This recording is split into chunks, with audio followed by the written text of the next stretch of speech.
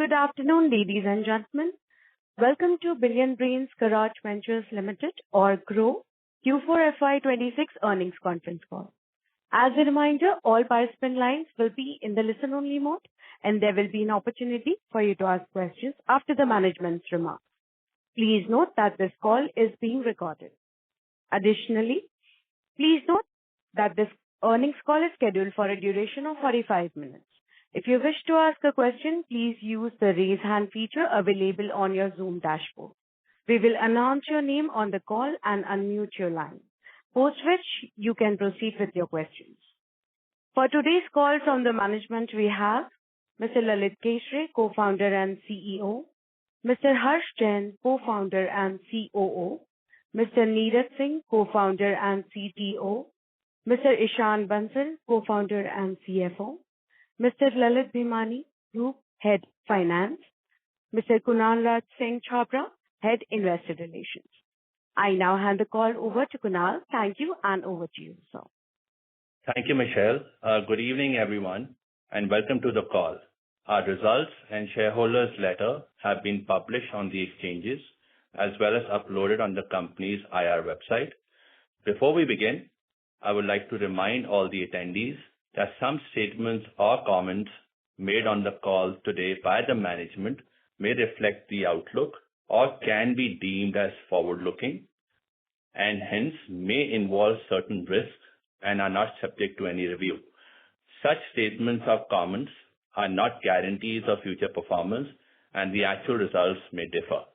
With that, I would like to invite Lalit for opening remarks. Thank you, Kunal. Hello, everyone, and welcome to the earnings call.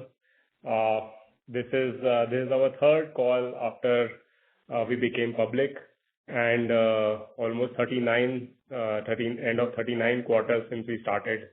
As you know, like overall in India, there are maybe 70 to 80 million unique, here.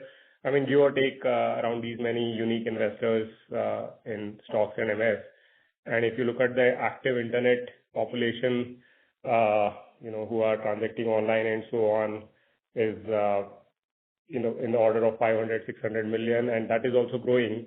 So why we are telling you is because it feels like we can continue kind of working for hundreds of more quarters, and continue building, and also that in every quarter you will probably hear us say the same thing, and it might become repetitive, what our purpose is and how we want to kind of build well for our customers in the country.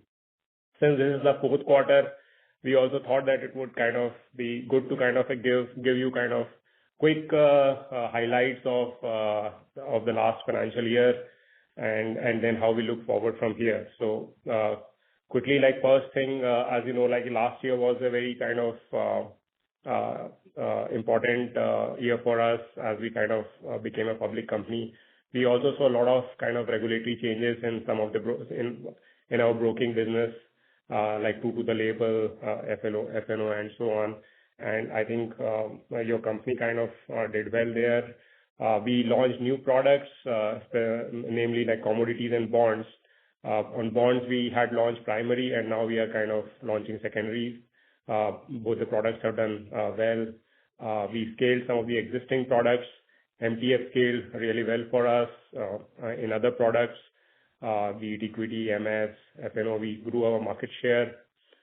We forayed into wealth management with Fisdom acquisition, and this helped us kind of introduce 3 more products on the platform, which is like Fisdom, which is the bank partnership product, GROWW, which is wealth management for affluent and HNI customers on GROWW, and Prime, which is more for mass affluent customers on GROWW.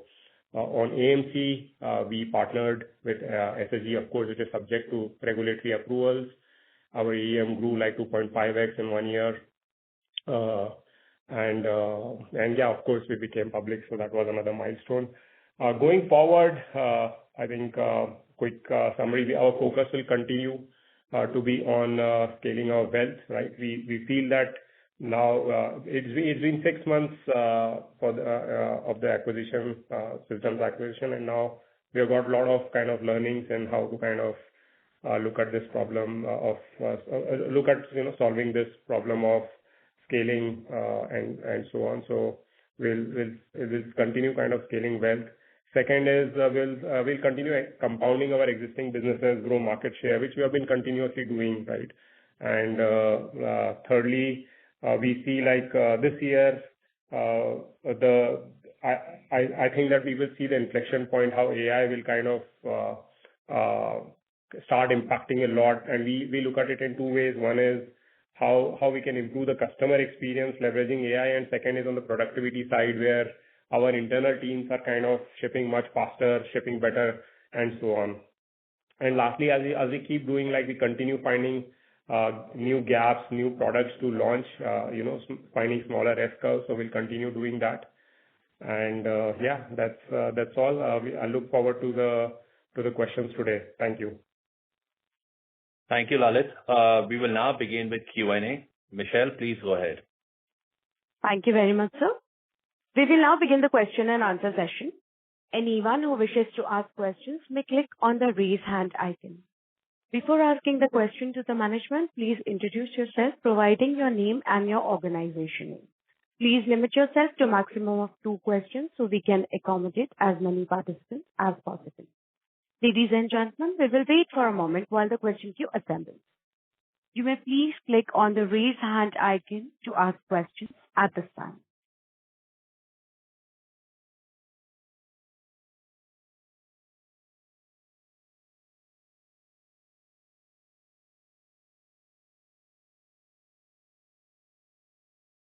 The first question is from Supratim Datta. Please unmute yourself and proceed with the question. Hi, thanks a lot for the opportunity. My first question is on, overall broking business. In the DRHP, you had given, data around how customer assets grew over a period of time. Typically, people who started in somewhere around 22, 23 saw their assets grow by 3-4x over a, 3-4 year period. How has the, cohorts which started maybe in 24 or 23, how are those tracking given, the kind of market correction that we have seen? And what is the kind of behavior, difference in behavior you're seeing in these cohorts which would have started, in the last 1 or 2 years, versus, the ones which started before, because they would have seen a sharper correction in the last 12 months. So if you could give us some color on that, how are you seeing, customer behavior vary across different cohorts? That would be very helpful. Secondly, coming to your wealth management business, thanks a lot, Lalit, for, giving us some color around those businesses. But wanted to understand now that, GROWW has been launched, since Jan. What is the kind of, feedback that you are getting, from the product? How do you see that, scale up maybe over a 2 to 3 year period? And, what from the perspective of investments, how do you see, investments on the wealth side also play out over the next, 2 years? That's, my second question. Lastly, a few data keeping questions. One is, you should give the affluent customer asset breakup and contribution to revenue as well. So if you could give that, that would be very helpful. How much of assets today is from affluent clients on the platform, and what is their revenue contribution? Thank you.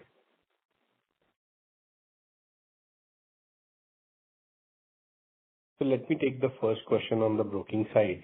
I think we earlier also talked about that in last 1.5 year, the acquisition funnel has been slightly different. Primarily, like we have seen that markets are not doing so great since September 24. Since then, what we have saw that the acquisition funnel has shifted more towards mutual funds and ETFs as a products. And hence, the way customers actually getting introduced to the capital market has become slightly different. But their AUM gathering is probably still in line with the similar kind of way that was happening earlier, because SIP is one of the largest mode of AUM accumulation that is happening on MF as well as on ETF. Also, SIP is very big now. And the Another thing is there is a M2M that keeps on happening across different products, even like ETFs, because gold and silver is a large part of it. There's a huge MTM that people saw during February versus January. People were like probably significantly positive as well.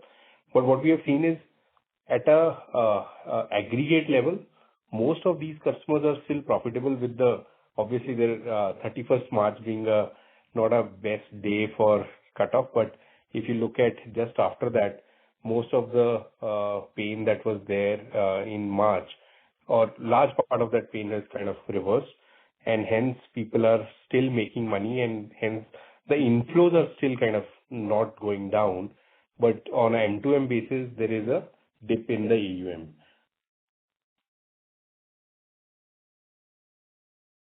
Thanks for that, Isha. Do the second question.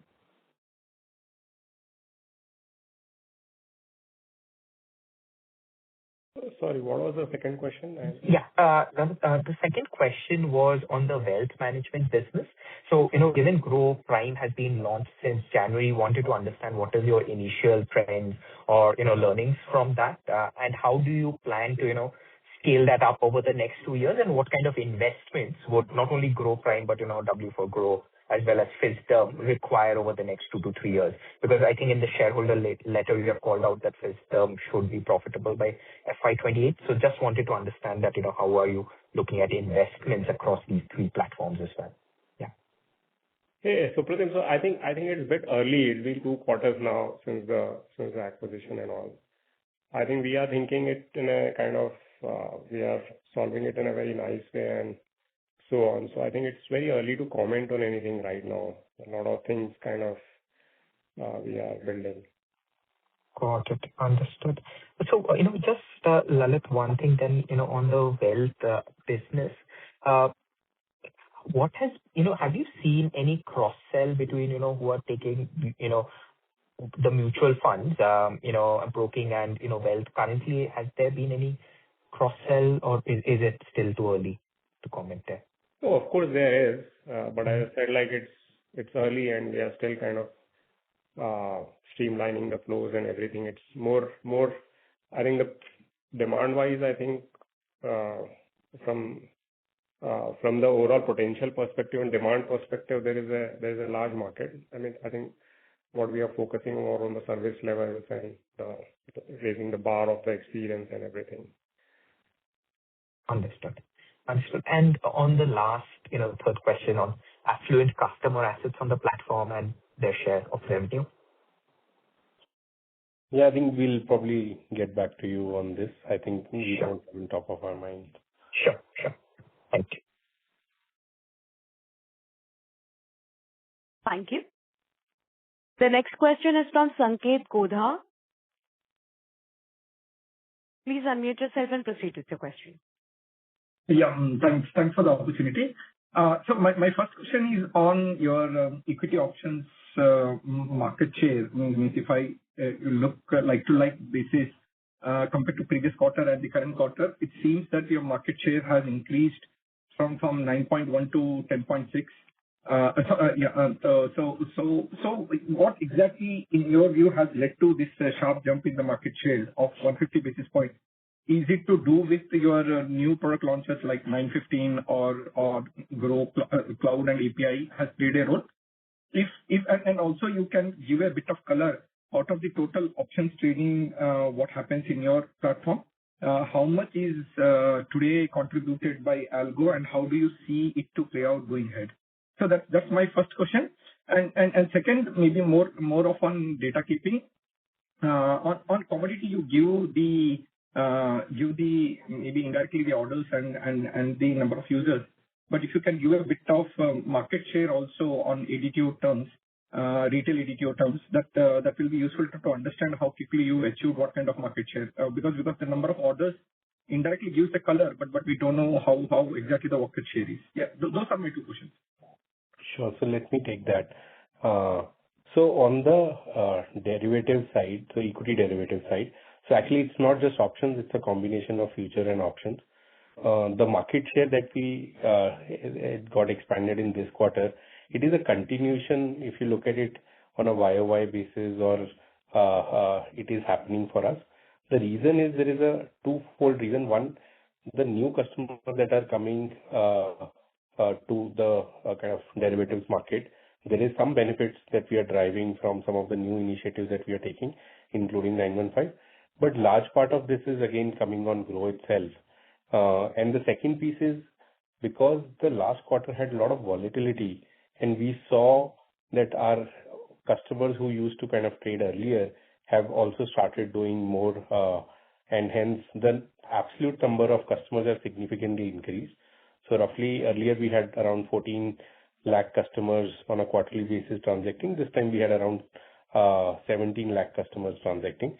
So which has actually helped us increase the volume, and output was obviously in terms of market share as well. This shows that like our retention overall is high on the platform, which helps us recover whenever the customer is interested in any other product. So the customer might not be doing derivatives in last quarter, but started doing derivatives in this quarter, might be doing stocks or mutual fund in the last quarter. So that has actually helped us delivering a higher market share on the derivative side. And the second, on the algo side, I think we don't have, it's not meaningful. Any API or algo today is not really meaningful in terms of any transactions. And the third, I think we will start giving commodity-related ADTO, because we haven't just crossed even a year of our commodities launch. So we thought probably once we cross a year, that is the time probably we'll start delivering the market share number, and so that there will be a YOY comparison, etc. So available to you. But Ishan, any stress or any strategy you have very clearly on algo-based trading, because they meaningfully contribute to the volume growth and order growth probably.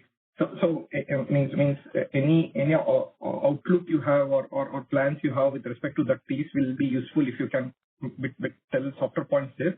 And second, in the quarter, we saw a decent jump in the employee cost and your depreciation. Is it largely related to Fisdom full empanelment, which led to the increase in the employee cost, and this is the new normal going ahead?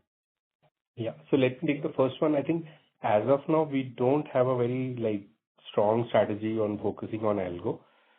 We believe the new regulation that are still kind of getting cleaned up over a bit of time will give us more clarity, and we will probably jump into this market once we have full clarity on the regulatory piece. Then only we'll be able to kind of build a product which we can scale.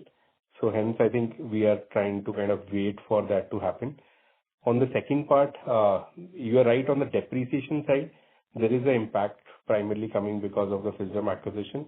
There is a increase in depreciation that happened. On employee costs, because we are investing across multiple functions, including asset management and wealth side, and there are initiatives on the AI side also that we are taking in Grow, where we are doing investing. So this investment typically comes in the people form for us, and hence the employee cost has increased a little bit from last quarter to this quarter. Ishan, can you give the headcount if you don't mind? So today the headcount is around 1,800. Okay. Yeah, that's it from my side. Thank you. We'll take the next question from Manish Ostwal. Please unmute yourself and proceed with your question, sir. Thank you for the opportunity. So my question on the wealth management business. So if you take the 3 to 5 year view on the business, so what is the differentiating factors what Grow will bring to the market compared to the existing models? Can you talk about that thing? That will be helpful for us. Yeah, sure. I'll take that. See, a couple of things that are happening is, one is there is a significant change of the customer base from the wealth point of view. The new segment of users are becoming affluent and HNI. They're coming from a very, new age kind of experience. So there's an experiential layer which is going to be different for the building the wealth business. And as Lalit was also saying, that we are investing in raising the bar of experience and the service, and which is what going to be a differentiator for us, which comes both from the technology point of view and also on the product selection to an advisory role point of view. So we will continue building on this, which is what takes us time to get the right solution for people, and then keep on scaling that from there. Secondly, sir,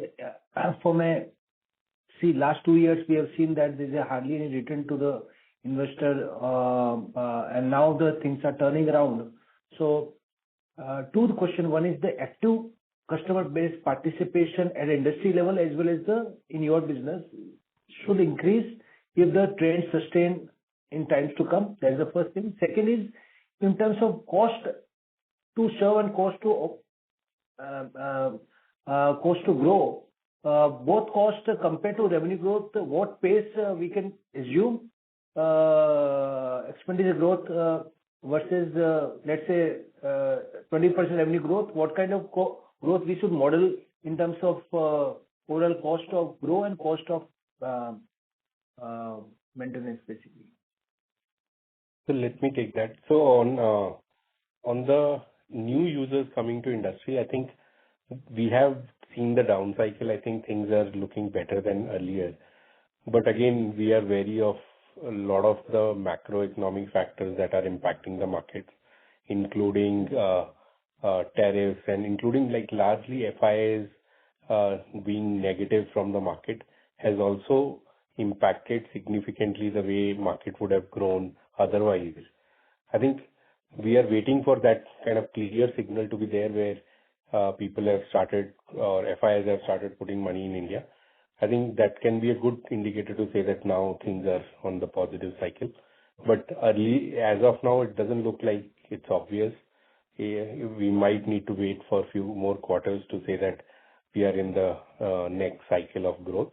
But definitely we are away from the bottom yet as of now. On the second side, on the cost to serve as well as cost to grow. So the cost to serve, the way we look at it is largely a tech-related cost. So they are obviously as the revenue per transaction grows, our cost to serve actually goes down. But at the same time, with AI coming in, all of our tech-related AI costs will come as a part of cost to serve. There might be a slight bit of increase, but we don't see that increase to be like proportional to the revenue. So as a percentage, we expect that it to be kind of slightly lower. But obviously, there will be absolute basis increases that keep on happening. On the cost to grow, largely the spend has been more or less consistent on an absolute basis. So if you look at between last year and this year, we would have spent very similar to 450 to 500 crore is kind of a spend. And we will keep on increasing this a little bit, but it's not going to be again linear with terms of revenue. It will be more to kind of build new brands. So W coming in might have some spends attached to it. 915 coming in might have some spends attached to it, but it will always be again likely it will be lower than the growth in the revenue. Thank you very much, sir. Thank you. Thank you. The next question is from Vivek Gautam. Please unmute yourself and proceed with your question. Am I audible? Yes, sir. Please proceed. Yeah, I just wanted to understand about the opportunity size and the expected growth rate we can have, and more importantly, about the differentiator for us versus the competition, which is helping us in growth. And any concern on the SEBI and government would liking to sort of curb the speculation about future and options, especially for the retail traders who are major strength of our class. And how do we mitigate it? Thank you.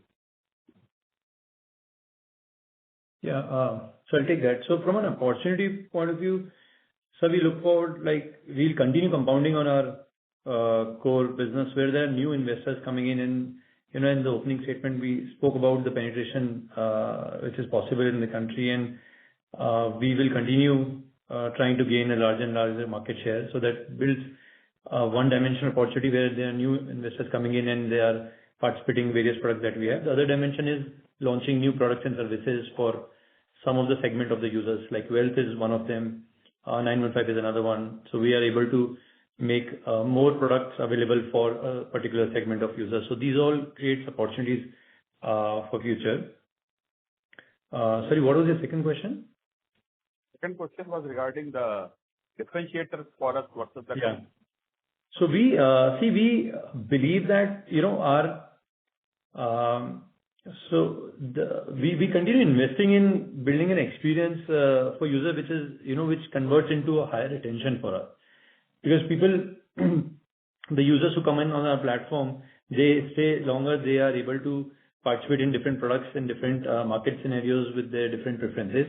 And with the technology investment that we do, we are able to create some differential experiences in terms of their activation, in terms of their engagement on the product. So this will continue to be our differentiation, and we'll continue investing in that. The last was about the regulation from the government side, trying to curb the regulations, the Indian market, and start with 90% of the customers losing money, and gaming application one fine day being banned all of a sudden. So what are the steps we are taking to mitigate it?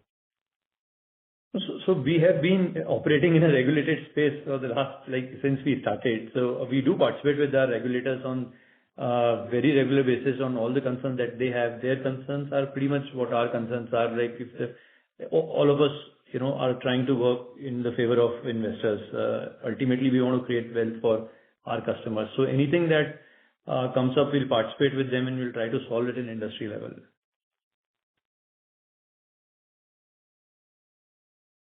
Thank you.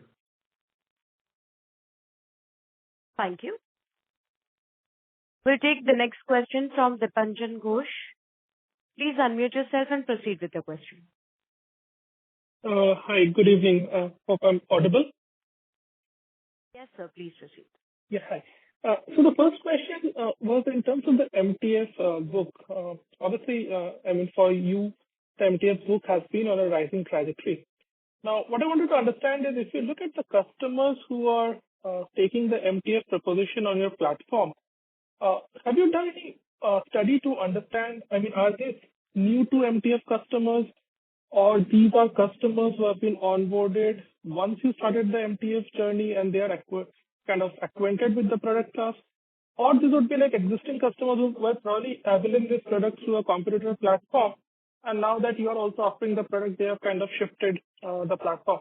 Some color on that would be useful. The second question is on the platform ARPU. That is almost back to pre-November 24 levels. So again, is there any work that you have done to understand, is it like weaker customers who got weeded out of the platform or went into dormancy? Or is it you guys are acquiring high quality new customers, or maybe the existing customers just got acclimatized to the new regime, whether it's incremental taxation or incremental regulations? And finally, one data keeping question, if you can give the average MTF book for the quarter, that will be useful. Let me take that. On MTF, I think there is no study as such that we have done, but our understanding is that MTF for us is not an acquisition product. It is mostly our existing customers are using MTF. Earlier, they might be doing intraday instead of MTF is one use case, where customers now are holding on to their positions for longer is one big use case. And second thing, it's very difficult for us to actually even figure it out that if the customer were doing MTF outside or doing it in-house. But what we know is that most of our customers are unique to us and they only transact with us. And hence the likelihood of the customers doing MTF somewhere else and doing rest of the things here is unlikely, especially on the cash segment side. The second question, the second part of I think we will figure out on the average, if we want to disclose, and we'll come back to you on that part. I forgot the second question was on the ARPU, sir. So ARPU was actually a more complicated reason where we are today. So it's a mix of the penetration of F&O going down which led to actually the ARPU overall at a platform level going down. But at the same time, with MTF coming in, commodities coming in, the ARPU actually went up. So it's a combination of these two factors which has helped us kind of reach to the pre-November numbers. It is not because again people have started trading or F&O has again started penetrating more. The penetration of F&O is still in like 10% around range, which used to be like 18 odd percent before November. Okay, thanks, Ishan. Just one small follow-up. I mean, you can disclose the average MTF for the quarter later, but I mean, in terms of the unwinding that the industry has seen in March, I mean, would you be in line with it? You would have fared better. Any qualitative color? So we also saw a peak somewhere in between. I think probably Feb end was, or I don't remember actually, Jan end or Feb end, we actually peaked and then there was a dip. And this number is after the dip. So the average will be probably closer to this or slightly higher than this also is possible. But obviously things are again, April is better than March from a market perspective as well. Got it, Ishan and the team, and all the best. Thank you. Thank you. We'll take the next question from Abhijit Sakhare. Please unmute yourself and proceed with the question. Hey, hi. Hello, everyone. My first question is like a broad question on the platform. Now it's kind of, you guys are fairly large and in some ways a bit more mature. Now, do you see any demand for services like, stock advisory or like recommendations, at least from the more mature set of customers? And whether that's really the case, and if yes, then, how are you kind of ensuring that you continue to retain some of those mature customers on the platform? The second question is on the GROWW Prime. If you can indicate, when do you plan to kind of extend it to existing customers? And I have a couple of data questions after that. Thank you. So let me take this, Vijit. So you are right. So this is a good thing. I think we have seen this demand for long now, like stock advisory, MF advisory. It's been it's probably one of the highest asked question on our voice of customer. And we have been kind of thinking about it. We will launch it when the timing is right, when we have the right solution and so on. The second one, Prime, again, so our philosophy has always been like, kind of craft the product, which is like the delta between our solution and what exists should be a huge delta, right? And Prime, we have been kind of devising the product for kind of some time now. It is available to some customers, and we feel that it will be in a position for existing customers. Again, we don't want to give the timeline, but we are optimistic about the creation of a product that our customers would love. Got it. Okay, and a couple of data questions. If you could share, what was the share of MTF in the 4Q cash ADTO, if you could share that number. And then on the cost to operate, there was a comment in the letter on some risk-related costs.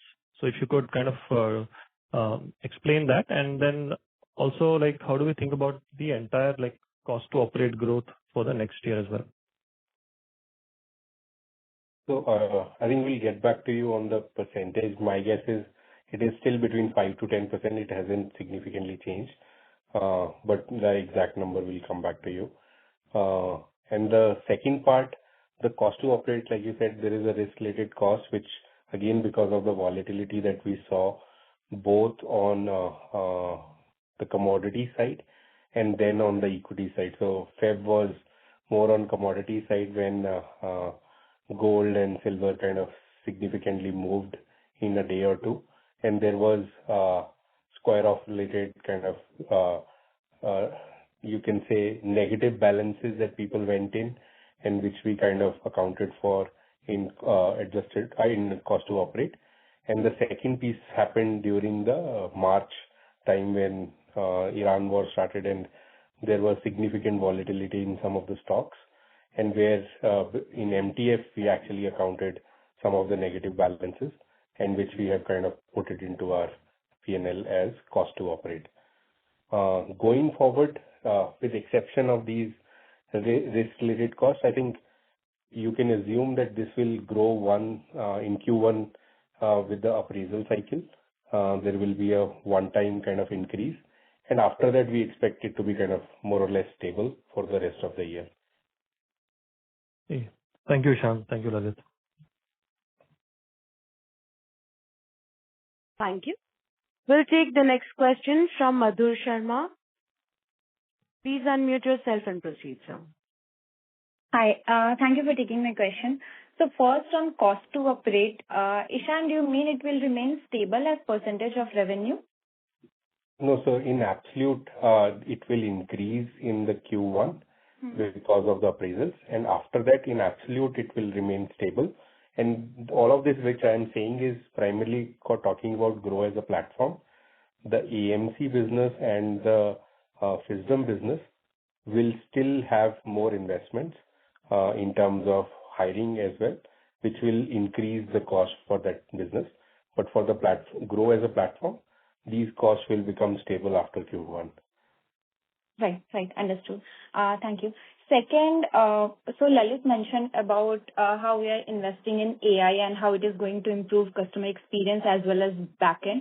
So, Lalit, can you highlight few key initiatives that we are implementing in near term? So, Madhur, seeing from productivity side, I think the entire SDLC, which is software development lifecycle, AI is kind of changing that completely, right? Then from the overall company operations perspective, and then on the customer experience side, our customer support, for example, and then we also launched GR1, which is like a co-pilot. Customer can research and all. So there are a bunch of places like this, and all these are like internally. We haven't disclosed the percentage of code and percentage of this thing kind of done by AI, but we are seeing a meaningful kind of difference in our kind of way of working. Okay. So do you expect the number of engineers, basically people who are involved in coding, to go down in coming years in a meaningful way? So Madhu, the way we look at it is, we are in a journey where we are building a lot of things. So currently, how we think it is, with the same strength, can we ship more? Can we ship faster? And can we ship higher quality, right? So if you look at the trajectory also of last 4 years or so, right? Number of products that we have launched in last 4 years is like, I think we had like, I think 3-4 products 4 years back, and now we have like 12 products and still launching more and so on, right? Yeah. And we have been able to do all this with the strength, more or less similar kind of strength, right? So this is how kind of we like to see, where with the existing strength, we can launch a lot of new products. So all the new products that we launch, we don't need to kind of, we carve out a team from within kind of our existing folks. Understood. Thank you. And lastly, data keeping question. So, Ishan, if you can tell me the revenue from Fisdom and AMC business. Lalit, do you have top of your mind? Sorry, I don't remember. No worries. I'll reach out to Kunal for that. Thank you. That was all from my side. Thank you. We'll take the next question from Neeraj Toshniwal. Please unmute yourself and proceed with your question. Yeah, hi. I'm audible? Yes, sir. So, with the cost to serve and cost to grow kind of, growing slower than the revenue growth rate, and cost to operate, as you're mentioning, will kind of stabilize. So how should one think about margins going forward? What is the margin run rate or exit margin you're looking at for the next year? So it's, I think, again, correlated with the revenue growth. I think revenue growth has a lot of lever attached to it, so and it's very difficult for us to put a number to the revenue growth. We keep on saying that if our revenue grows beyond, let's say, 15%, then probably the margin will keep on expanding. If it grows 30%, probably the expansion will be more. If it grows slightly lower, then the margin will not expand. So that is like the formula, but it's difficult to predict how much will be the real revenue growth in the next year. Okay, got it. And on the, if we want to carve out the cost of acquisition, like the number we gave in last letter, but I think we've not given this time, how much was the cost of acquisition? So cost to grow is largely cost to acquisition. So it'll be more or less the same number. It hasn't quarterly also, it hasn't significantly changed. What we have learned is that, again, marketing cost is more or less consistent, at least on an annual basis. There is a little bit of volatility because of IPL, but it has become largely a fixed number for us. So, shall we see more, because of IPL, shall we see because of more advertisement and all, a little higher spends in Q1, or? Q1 is generally slightly higher. But in last year, I think we were conservative. I think this year we'll probably do slightly more than the last year.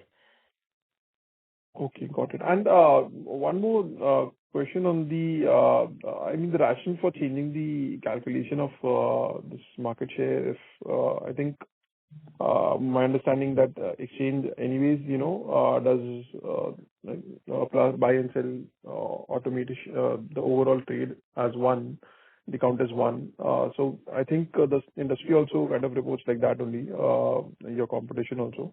Just wanted some sense why we have kind of, changed the way we have shown the market share.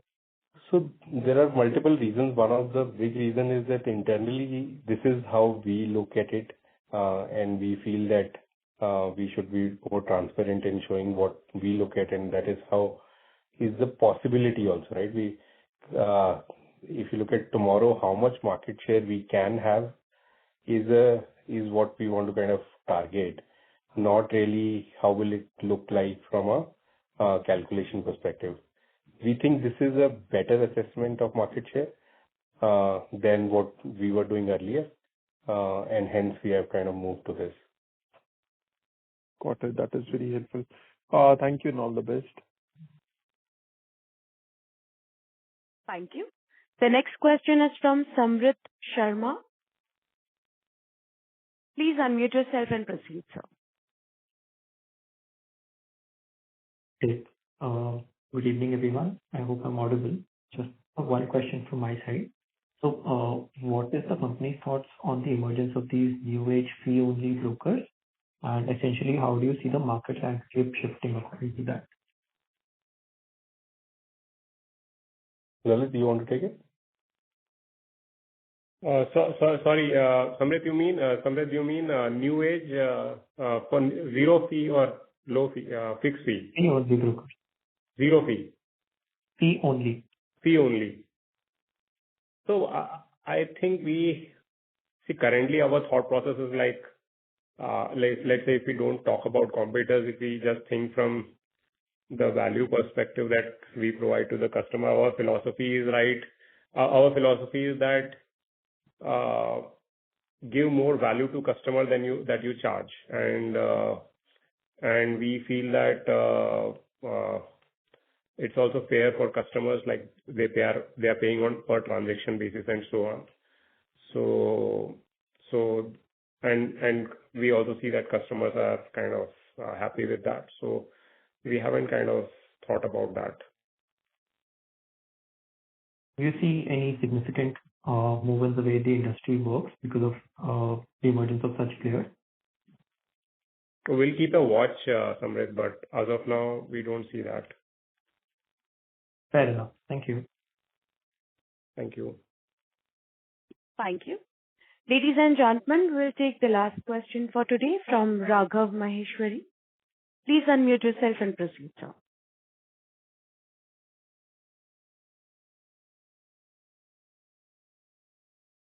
Mr. Maheshwari, please proceed, sir.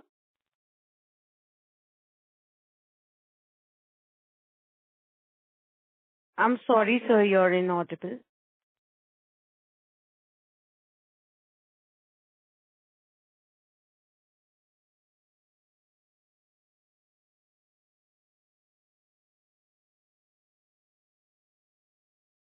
As there was no response, we'll take the last question from Gaurav Singhal. Please unmute yourself and proceed. Okay. Thanks for taking my question, and thanks for taking our time. Just a few questions. So one is, for the industry, we have seen the NSE active clients kind of plateauing out at around 50 million for a while now. And for GROWW, obviously, the client growth has been quite good because of market share gain. But then eventually, of course, the industry needs to grow. So the analogy you drew in your opening remarks was that there are 500-600 million people who shop actively online. So to get this 50 million industry number, let's say 100 over time, what gives you that confidence that that the industry can keep expanding rapidly as it did in the last 5 years?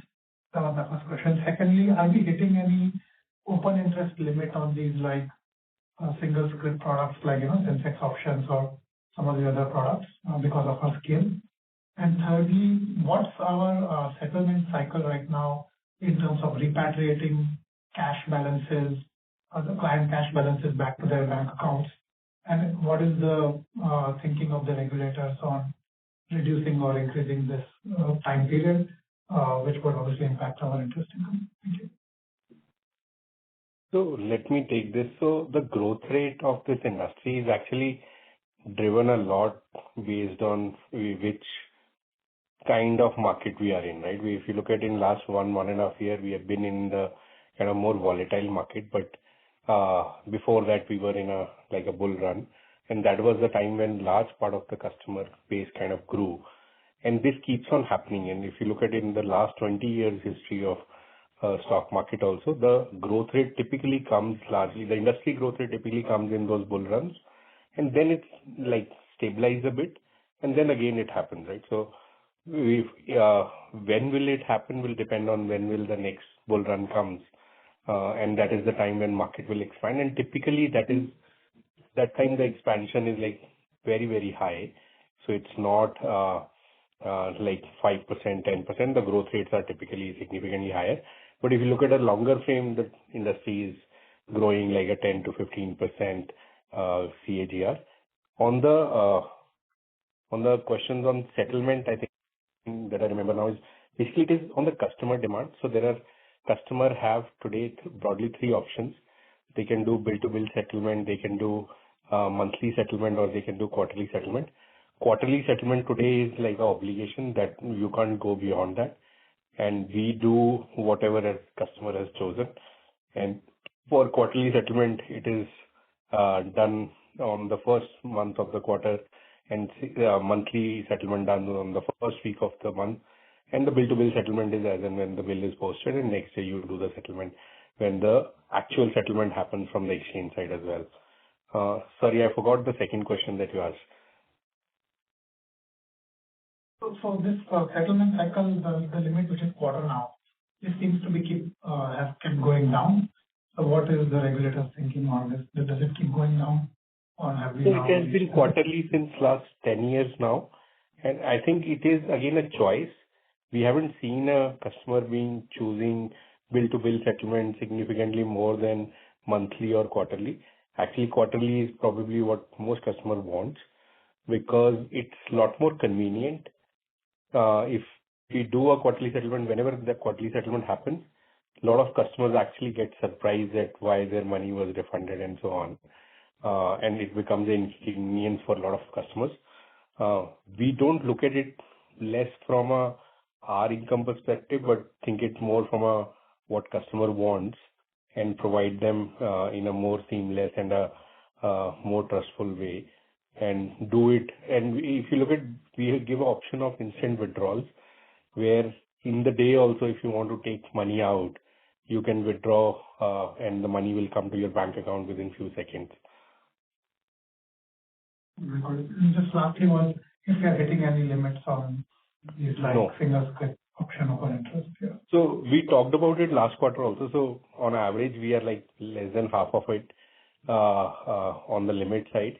And in the last quarter, we haven't hit that limit at all for any day or any script. Okay.